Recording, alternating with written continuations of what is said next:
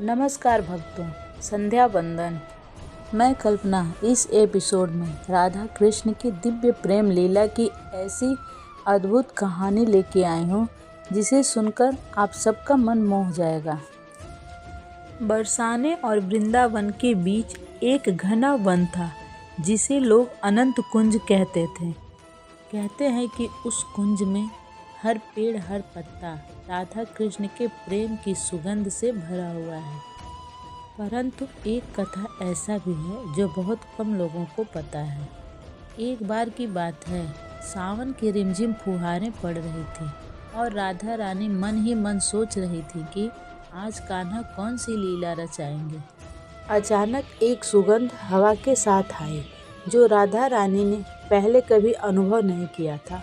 वह सुगंध इतनी दिव्य थी कि लगता था जैसे किसी ने स्वयं प्रेम को उस हवा में मिला दिया हो।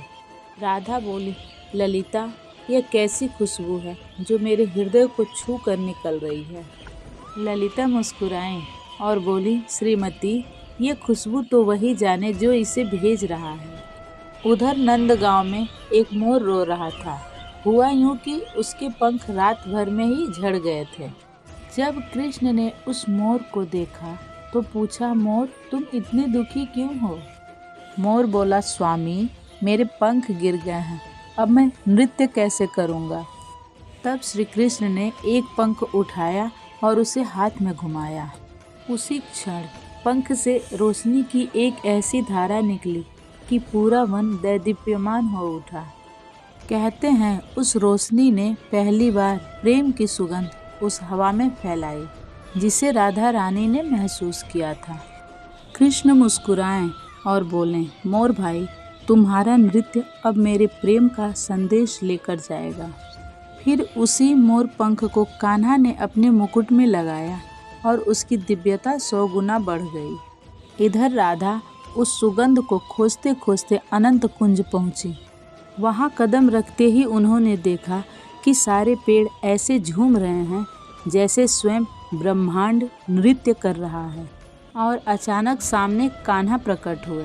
उनके मुकुट का मोर पंख हल्की रोशनी दे रही थी जैसे हजारों दिए जल रहे हैं। राधा ने आश्चर्य से पूछा, श्याम, यह कैसी रोशनी है जो आपके मुकुट से निकल रही है? कृष्ण मुस्कुराते हुए बोले, राधे, यह मोर पंख साधारण नहीं है, यह प्रेम की अनुभूति को रूप देता है। इसे पहनने का सुख मुझे तभी मिलता है जब आप मेरे पास होती हैं, क्योंकि प्रेम तो आप हैं राधे और यह उसकी आभा है। राधा के कदम वहीं रुक गए।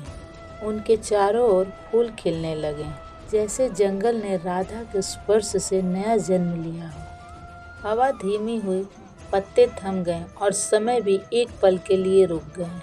राधा ने कान्हा का हाथ पकड़कर कहा, श्याम, यदि यह पंख प्रेम का संदेश देता है तो आप इसे तभी पहने जब मेरे हृदय का प्रेम सच्चा हो।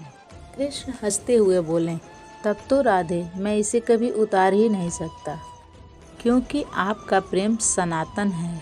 उस क्षण मोर पंख से हजारों रंग निकले और वृंदावन में फैल गए। यही कारण है कि आज भी कहते हैं, जहाँ कृष्ण है वहाँ प्रेम है और जहाँ मोर पंख है वहाँ राधा की छाया है। उस दिन की लीला इतनी दिव्य थी कि अनंत कुंज ने उसे अपनी स्मृति में संजो लिया। आज भी जो भक्त उस कुंज में जाता है उसे वह अनोखी सुगंध महसूस होती है जो राधा ने सबसे पहले महसूस किया था। प्रेम की सुगंध, कृष्ण की लीला और राधा की अनुभूति